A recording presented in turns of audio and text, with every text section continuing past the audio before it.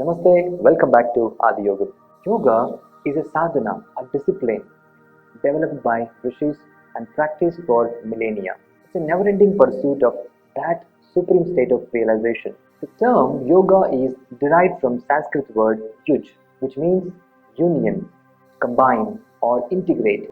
In many yogic traditions, this union speaks to the union of Jivatma with Paramatma. Don't worry, these terms are very new, but let me help you out.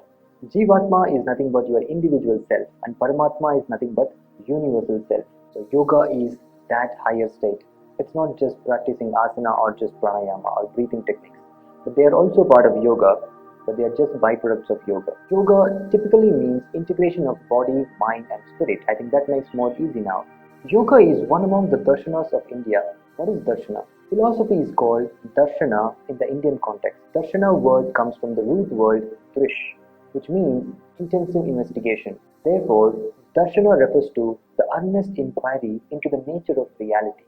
In general, India has 9 outstanding philosophies, divided into 2 categories, Astika Darshana and Nastika Darshana. The Astika Darshanas accepts the authority of the Vedas, whereas Nastika Darshana, even though influenced by Vedas, but do not accept it. You'll come to know what are Vedas very soon. Astika Darshanas includes the following 6 philosophies: Nyaya, Vaisheshika, Samkhya, Yoga, Purvamimamsa and Uttarmimamsa is nothing but your Vedanta.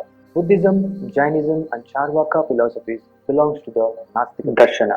Yoga's long wealthy history can be isolated into 4 fundamental periods. The number 1, PreVedic period. It was not until the discovery of the largest civilization known as Indus Valley civilization that knowledge about the origin of yoga is surfaced. Archaeological findings such as yogi-like figures engraved on soapstone seals verify the existence of yoga culture during this period. A couple of the yogi-like pictures which you can see right here. The Vedic period of yoga is marked with the emergence of Vedas.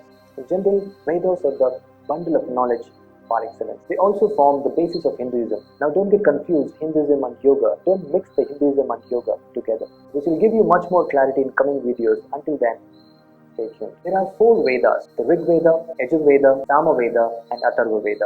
I'm not going to discuss these all terms here, but if you want to know, really if you are interested, then do comment below and let us know. We'll make one more video on these Vedas as well. The Classical Yoga period. The Classical Yoga period is defined by the Sutras of Patanjali, which is generally known as Ashtanga Yoga, where you'll get to know about Yama, Niyama, Asana, Pranayama, Pratyahara, Dharana, Dhyana and Samadhi. Now don't worry about those all terms. If you really want to know about these again, we have already made a video on Ashtanga Yoga. You can find the link here. Patanjali gives you a route map where and how to reach your highest stage.